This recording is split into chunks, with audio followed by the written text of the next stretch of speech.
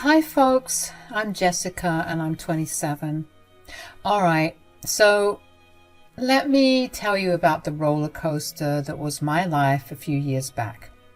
My name's Jessica and I was happily married to Jonathan. We had a great relationship and I truly believed he cared for me deeply. Our families were close-knit and I had integrated him so well into my family, especially since Jonathan didn't have his own parents around. They died when he was young. But one day my world came crashing down when I discovered he was cheating on me. The pain and anger I felt was indescribable. I had given him everything, and this is how he repaid me? At first, I felt bad for him, thinking maybe it was his unresolved trauma from losing his parents that led him astray, but that didn't excuse his actions. I was devastated and I wanted revenge for the pain he put me through. So I decided to hit him where it hurt the most, his wallet. Yep, I went on a spending spree using his money and I don't regret it one bit. Call me petty, but after a 2-year affair with a co-worker, he deserved a taste of his own medicine. I started buying all sorts of lavish things. I got myself designer bags and fancy jewelry, and even treated myself to a luxury spa retreat on multiple occasions. And oh boy, you should have seen his face when he saw the credit card bills. It was priceless. I remember the time I came home with a stunning diamond necklace. His eyes almost popped out of his head when he saw it, but instead of confronting me, he stayed quiet. He knew he had messed up big time, and maybe he thought this was my way of coping. Jessica, is that a new necklace? It's beautiful. Oh, this, yeah, I got it recently. How much did it cost? Oh, don't worry about it. It's not a big deal. No, really, tell me. I hope it didn't cost a fortune. I've noticed that you've been spending a lot lately.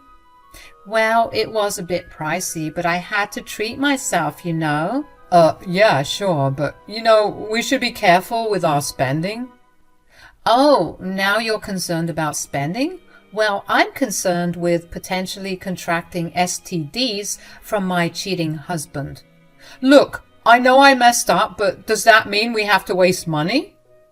Waste money? Oh, like how you wasted 2 years of our marriage with your affair? Jess, I've said I'm sorry 1,000 times. Can't we move past this? Move past this? How do you expect me to forget what you did? Buying a diamond necklace is the least of your worries. Consider it retribution. I'm trying to make it up to you, but you keep rubbing salt in the wound. I know I hurt you, and I'm trying to fix things, but you're just spending recklessly. Oh, now you're worried about finances. You had no problem spending our money on your affair. Taking her to Cuba, Tijuana, and Fiji, all the places I wanted to go. Okay, I get it. I screwed up big time. But this isn't the way to deal with it. So you're the expert on how to deal with infidelity now? No, I didn't mean it like that. You just what, huh? Yeah, that's what I thought. The truth was, I was angry and hurt. I wanted him to feel some of the pain I felt when I found out about his affair. So I kept spending, and he kept staying silent after I put him in his place. I also used his money to plan a getaway with my closest friends. We went on a luxurious vacation to a tropical paradise, staying in an extravagant villa with a private pool. It was my way of showing him that I could have an amazing time without him and his lies. Every time I swiped his credit card, I felt a little rush of satisfaction. It was as if each purchase was a small victory for me. I know it might not have been the healthiest way to deal with my emotions, but it was my way of coping. As the days went by, Jonathan started to realize that I wasn't going to back down. He saw that I was serious about making him feel the pain he had caused me. It was a bitter pill for him to swallow. But amidst all the revenge spending, deep down, I still loved him. Despite the betrayal, I couldn't help but feel for the man I once thought was my rock. I wanted him to realize the consequences of his actions and change for the better. So one day, Jonathan had up and left. He was gone for like a week, and I was obviously confused and shocked at this. He kept declining my calls, and I had no idea where he had gone. I wasn't stupid for thinking he was cheating again, and at this point, I was ready to burn all of his clothes. Then something surprising happened. My mom texted me and told me that Jonathan had been staying with them for the time being. She then called me wanting to have a serious talk. She started by saying that she had a heart-to-heart with Jonathan. Apparently he cried to her about my spending habits and how he didn't know what to do about it. I couldn't help but roll my eyes at the thought of him complaining to my mom. I asked my mom if Jonathan had mentioned why I was spending so much, but she seemed a bit hesitant. She said, "Well, he didn't really go into detail, just that you've been spending a lot lately." As I tried to explain to my mom that there was a good reason for my spending, she didn't want to hear it. My dad eventually joined in on the conversation, and instead of understanding my side, they both started berating me for my irresponsible behavior. It felt like a double whammy. Not only did Jonathan cheat on me, but now my parents were yelling at me too.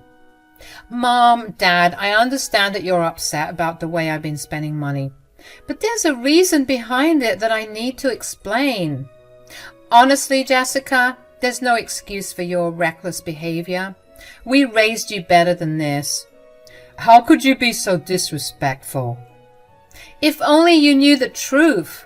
"We're your parents, Jessica. We're here to support you through anything. This isn't like you, baby. What's going on?" I took a deep breath, bracing myself for how they'd react to me telling them everything. I didn't feel obligated to keep Jonathan's secret any longer, since he liked misleading people with half-baked truths. "Mom, Dad, there's something I need to talk to you both about." "Talk to us, sweetie." "Well, you see, I found out something about Jonathan recently, and it's been really difficult for me to process." "What is it, Jessica? You can tell us anything." "Jonathan has been cheating on me for the past 2 years." "Oh my goodness, I had no idea. That's terrible, honey. I'm so sorry you had to go through this." "Yeah, it's been really tough. I've felt so betrayed." "That bastard! How could he do this to you?" "I don't know, Dad, but I've been feeling so hurt and angry that I started spending his money as a way to get back at him." "Oh, Jessica." "I know, Mom, and I'm sorry. It's just I didn't want to tarnish Jonathan's image in front of you both. I thought I could handle it on my own." "We understand that you were trying to protect him, but you don't need to bear this burden alone. We're here for you." "Thanks, Dad. I just don't know if I can trust him again." When I shared my findings with my parents, my mom was furious. She couldn't believe that Jonathan had kept this information from them, and she felt betrayed too.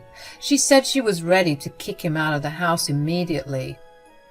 My dad was also upset, but he urged us to take a step back and think things through calmly. He knew that emotions were running high, but he wanted us to handle the situation with a clear head. My mom, although angry, agreed to listen to my dad's advice and hold off on any immediate actions. She knew that pushing Jonathan out without a proper plan could lead to more complications. So we all decided to give me some time to process everything and make a decision that was right for me. So after my parents and I had our heart-to-heart conversation, I decided to put on my detective hat and dig deeper into Jonathan's actions. Since he wasn't home, I had free rein to snoop around without him suspecting a thing. I started going through his things, looking for any signs of infidelity.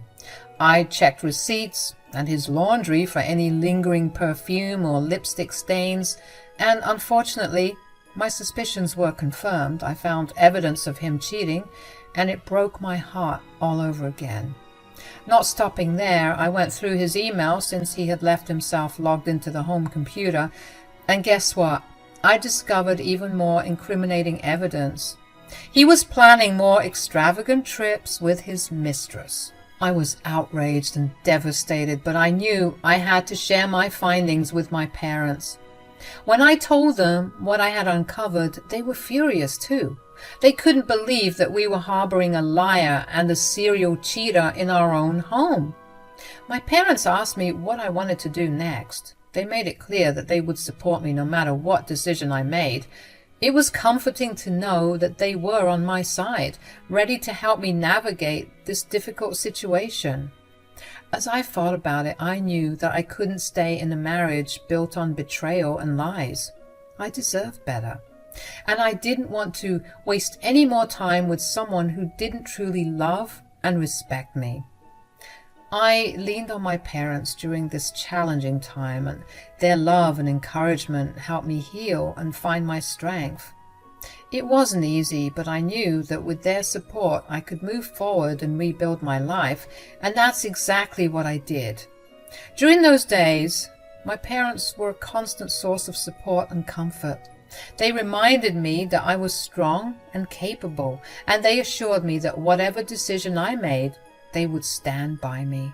It was tough navigating this difficult time, but with my parents by my side, I felt more confident in handling the situation. I knew that I deserved better than a partner who betrayed my trust, and I was determined to find my path forward, even if it meant walking away from a marriage that had once brought me happiness. The plan was set in motion. My parents wanted to see if Jonathan would finally come clean about his affairs, if he believed they were going to disown me and take him in as their new son. So they sweet-talked him, pretending to be disgusted with my spending habits and acting like they were going to kick me out of their lives. Of course, like the lying dirtbag he is, he didn't come clean about anything, even if my relationship with my own parents was on the line, so they set the plan in motion. I'm so grateful for my parents because they were really willing to go all in for me. When my mom sent me that text saying, "Let's do it," I knew we were going to teach Jonathan a lesson he'd never forget. They convinced Jonathan to sign over the house to them, making it seem like they were one big happy family. Little did he know that it was all part of the revenge plot to make him realize the consequences of his actions. I was on pins and needles as the plan unfolded, but I knew that my parents had my back and I trusted them completely. They were willing to go to great lengths to help me get the closure I needed. I got the confirmation text from my dad later on in the evening, and I knew we scored big time. We've transferred his house to our name. The plan is a go. I literally jumped up for joy when I saw the text. It was crazy to think that this lavish house was no longer his, but now it belonged to my parents. And it technically also belonged to me. After Jonathan signed the papers, my parents had ownership of the house. It was a powerful move, and I hoped it would make him think twice about the choices he had made. But that wasn't the end of it, folks. You see, my parents were determined to make him understand the gravity of his betrayal. They invited Jonathan to a family dinner, but what he didn't know was that I would be there too, ready to confront him once and for all. And as we sat at the restaurant, my heart was pounding with anticipation. Jonathan arrived looking confused and demanding an explanation. I took a deep breath and decided it was time to reveal the truth. "Surprise, Jonathan. This was all part of the plan. We wanted you to see what it feels like to be deceived and betrayed. Doesn't feel too nice, does it?" He looked embarrassed and shocked, not expecting this turn of events. My mom spoke up, her voice firm but compassionate. "Did you really think we would betray our own daughter? We love her so much, and we're always going to be on her side." Jonathan tried to make excuses, but it was clear that he was caught off guard. He begged for his house back, but my parents stood their ground. No, Jonathan, the house is ours now. You signed it over and you have to face the consequences of your actions. I couldn't help but feel a sense of satisfaction as I watched him spiral, regretting the decisions he had made. He was reaping what he had sown. To add the final blow, I slid some divorce papers across the table towards him. Consider this your freedom. You can go on those expensive vacations with your mistress in peace, and I never want to see you again. His face turned pale, realizing that he had lost not only his home, but also his marriage. The weight of his actions was finally catching up to him. I stood up, feeling a mix of emotions, but mostly relief. Goodbye, Jonathan. I deserve better, and I'm done with you and your lies. With that, I walked away, leaving him sitting there stunned and speechless.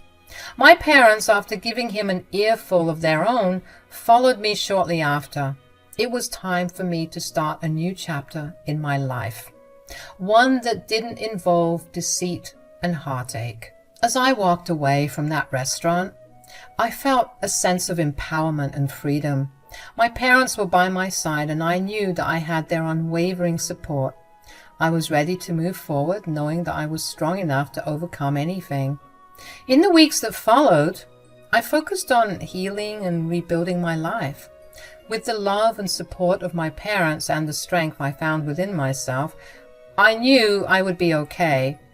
After the restaurant incident, Jonathan tried reaching out to me, but I wouldn't budge. I had made up my mind and was done with his lies and deceit. He even tried to get his lawyers involved to regain ownership of the house, but it was no use. He signed it over willingly, and there was no foul play involved, so he couldn't get it back. He threatened to sue and make all sorts of crazy demands, but deep down he knew he had lost, and there was no point in arguing anymore. He had to face the consequences of his actions. Meanwhile, I was thriving. My parents, Erica and Andrew, stood by my side, offering love and support that I had never experienced before. We were a united front, and I felt stronger than ever knowing that they were there for me. In our newly owned house, I decorated every corner with pictures of us, my parents and me, embracing the love and happiness we shared. I made sure to post pictures of our new life on social media, rubbing a little salt in the wound for Jonathan to see. I wanted him to know that I was doing just fine without him, and it felt good to see him scowling and frowning in the background. As time went on, I found solace in my passion for poetry. I threw myself into my work, creating beautiful poems that brought me joy and a sense of accomplishment. My career flourished, and I was receiving recognition for my talent. My parents were so proud of me, and their love and encouragement only fueled my determination to succeed. With the support of my parents and my flourishing career, I found happiness and fulfillment. I realized that I didn't need Jonathan or his lies to define my worth. I had everything I needed right there with my parents, who loved me unconditionally. Life was good, and I was grateful for the lessons I learned from that difficult experience. I learned to stand up for myself and never settle for less than I deserved. I learned to trust my instincts and listen to my intuition. And as time went on, I found love again. I met someone who appreciated me for who I was and treated me with the love and respect I deserved.